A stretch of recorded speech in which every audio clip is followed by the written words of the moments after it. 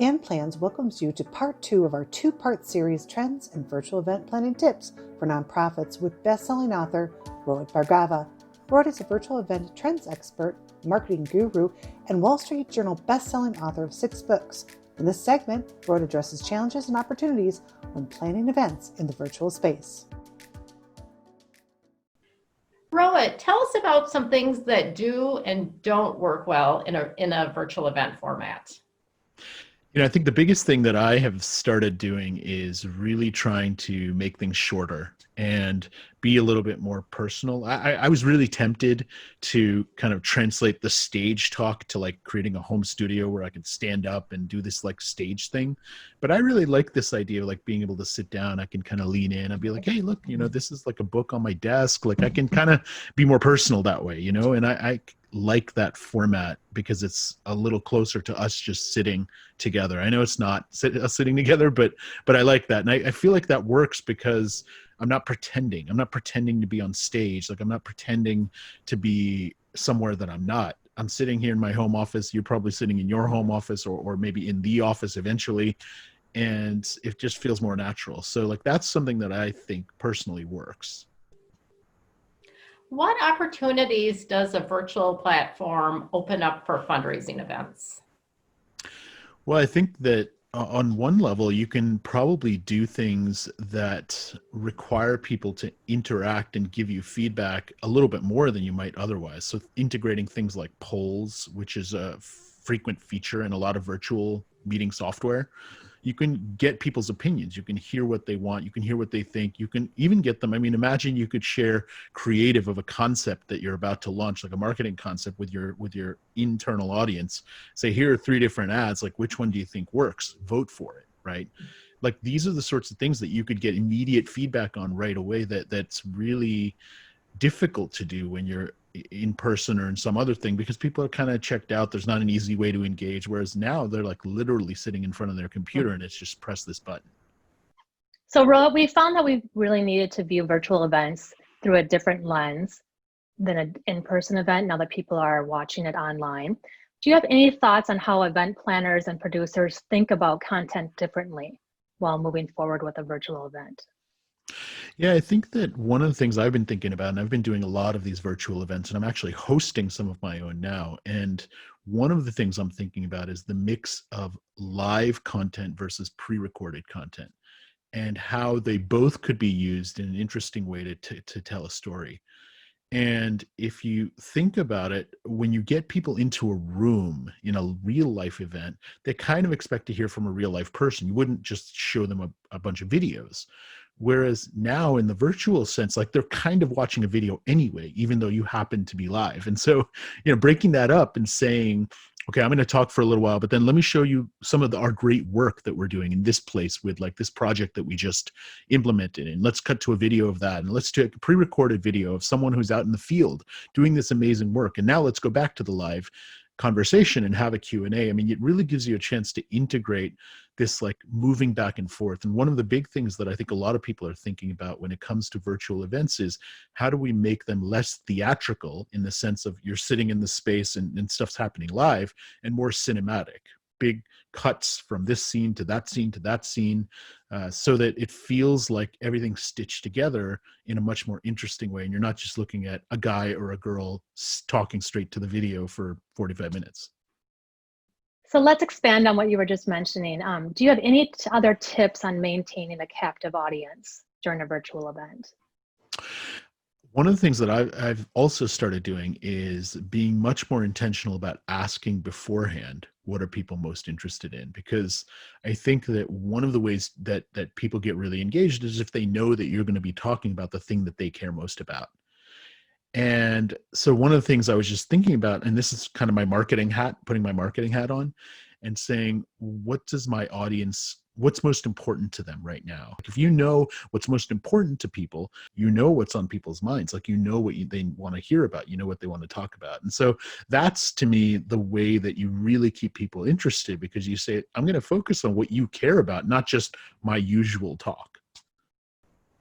Rohit, powerful storytelling is essential to the success of a fundraising event. for speakers who are now having to share their stories in a virtual format rather than in a live in-person event, what tips do you have for them? I think that one of the basic things I talk about when I teach storytelling is show, don't tell. So I could tell you the situation, or I could show you what that really looks like. And I think in a virtual sense, we do have that opportunity to take people behind the scenes.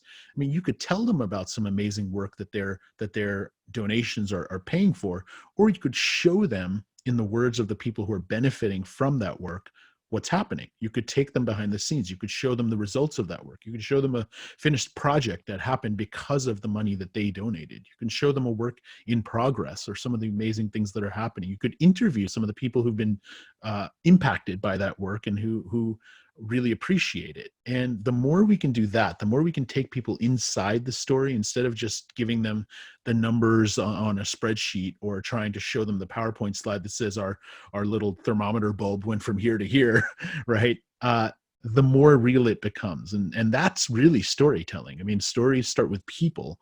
They don't start with thermometer bulbs and numbers. So pre-event marketing is really key to informing our guests and other people about the virtual event. What pre-event marketing tips do you have for creating excitement leading up to the virtual event? Content. Like give people more than just a promo, like give them insights and give them useful information and give them content that carries through to why the virtual event is going to be interesting. I mean, I think when I'm promoting something and trying to get people interested in it, I really want to spotlight that, look, we're going to talk about this thing and this thing and this thing, and that's going to be super interesting and relevant for you. And when they know that, I think that people will show up because they're going to get something of value. And it's not just going to be us trying to convince them to give us money or trying to make a plea for them. It's going to be something valuable. It's going to give them some sort of insight. It's going to, yes, tell them a story. I mean, one of the biggest challenges I think for organizations as they're needing to think differently about how they're putting their events together is how do we build a sense of community when we don't have everyone together in one space? Sense of community is tough because a lot of times we consider our community to be when we get everyone together. And that's one aspect of community, right? The ties between everyone when we all get together and we all have this shared belief and shared passion for something. The other aspect of community, though, are those weak ties between all the individuals who are part of a community. Like I feel like part of a community when I can go to anyone in that community and engage with them one-on-one. And that's something that I think we can really enable right now, like, because as an organization, you have connections to many different people in many different parts of your community, and you're the bridge, like you're the one that brings them together. And so one of the things I would think about is like, imagine if you could be like Facebook. And what I mean by that, not in a negative sense, because I know a lot of people, they don't want to be on Facebook because of all the data problems, but the other thing about Facebook that's really interesting is there are people who I know that I'm connected to on Facebook who I don't have their mailing address. I don't have their phone number. I don't have their email. I don't have any other way of contacting them besides Facebook. Like Facebook is the utility and the only way that I can connect with them. So they're my bridge.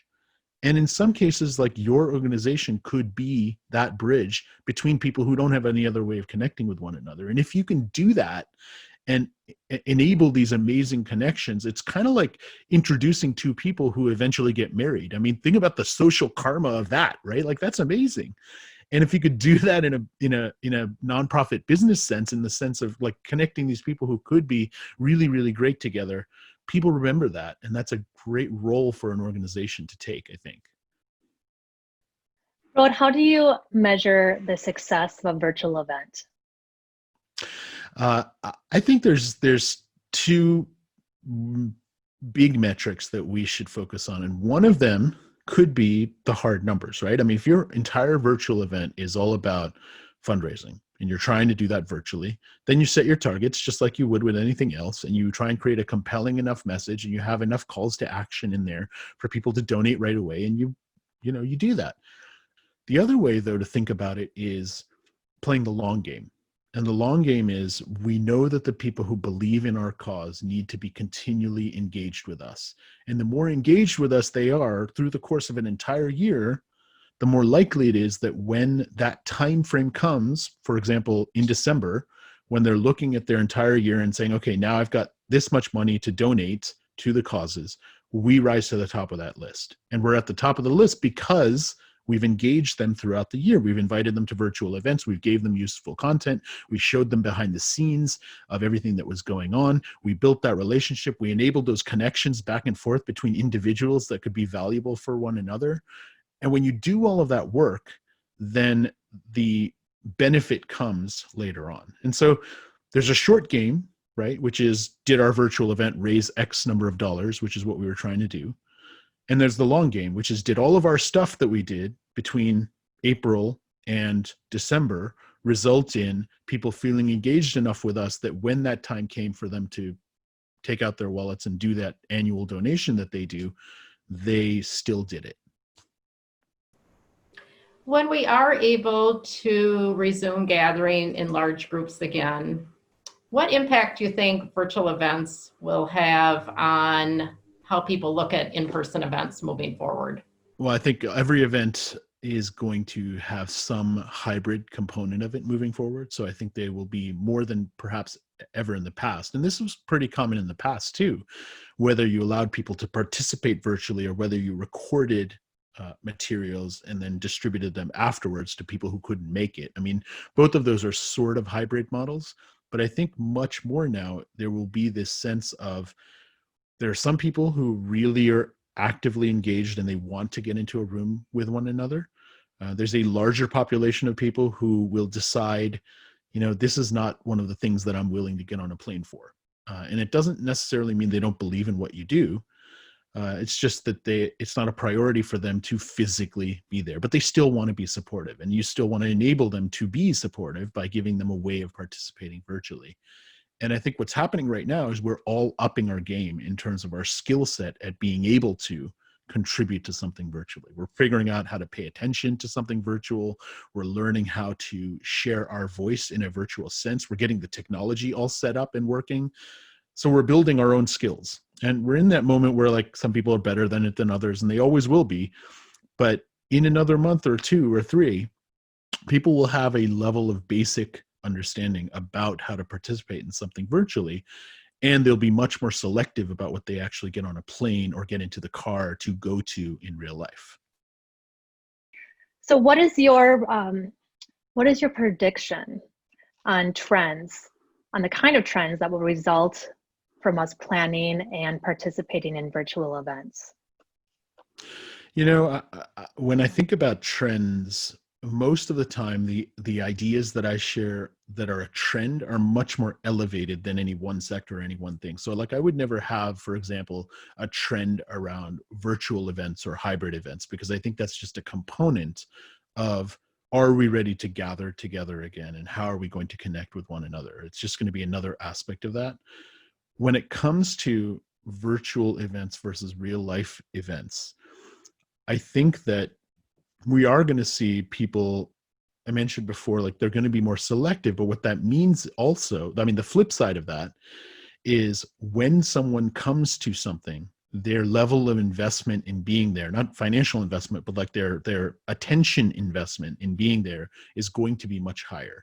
So what you might have had before, which is 1,000 people come to an event, but like 200 of them don't show up, and maybe they go golfing instead of going to the sessions, and all of those sorts of things, like, that will happen much less. The people who do show up in person will be super, super engaged. Thank you so much, Rohit. You're welcome.